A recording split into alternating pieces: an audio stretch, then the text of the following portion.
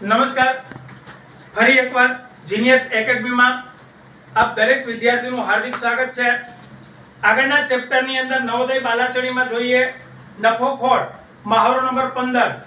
ચાલો, અપૂર્વ નામનો એક માણસ જે ટ્યુશનની અંદર અત્યારે બેઠેલો છે, ઈ ભાઈ છે દુકાને ગયો, બહુ મોટો વેપારી છે, એટલે એને એક ઈ સાથે 20 ટીવી નક્કી કર્યા। કેટલા ટીવી? 20।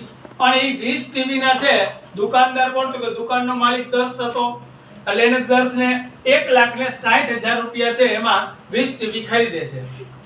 બન્યું એવું કે એક ટીવી છે ને પછી કેટલા લેખે? તો કે 10,000 લેખે છે વેચી નાખ્યું। એક ટીવી ના 10, તો કુલ ટીવી કેટલા હતા? તો કે 20 ટીવી।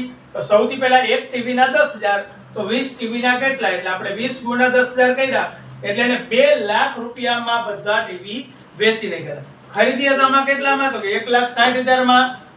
વેચા કેટલામાં? તો કે 2 લાખ રૂપિયામાં। તો આપણને ખબર પડી કે નફો થાય, કારણ કે ખરીદ કિંમત કરતા વેચાણ કિંમત મોટી છે।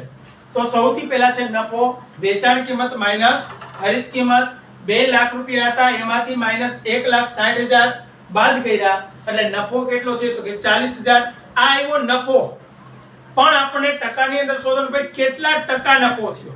નફો થયો પણ ટકાની અંદર શોધવા માટે તો પાછું આપણે ક્યાં જાશું? તો કે 1,60,000 જે મૂળ કિંમત હતી, બરાબર વિદ્યાર્થી મિત્રો યાદ રાખજો, રકમની અંદર વેચાણ કિંમત છે એ ક્યારેય આમાં ટકામાં આવતી નથી। જે ખરીદ કિંમત આપેલી હોય એ ખરીદ કિંમત છે એની ઉપરથી જ નફો શોધવાનો હોય છે।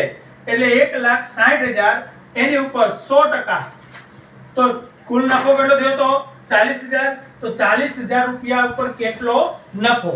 બેનો ક્રોસ ગુણાકાર, એટલે 40,000 એને ગુણ્યા 100 છેદમાં મૂળ કિંમત હંમેશા છેદમાં જ આવે આમાં, એટલે 1,60,000 છે એમાં બાદ કરીને આપણે છેદમાં મૂકી દીધા, શૂન્ય ઉડાડ્યા, 3 ચોથું અમે ચોથું, ચોકે ચોકે 16 અને 25 ચોક 100, એટલે ઉપર કેટલા આવ્યા? 25। તો એને 25% નફો થાય છે।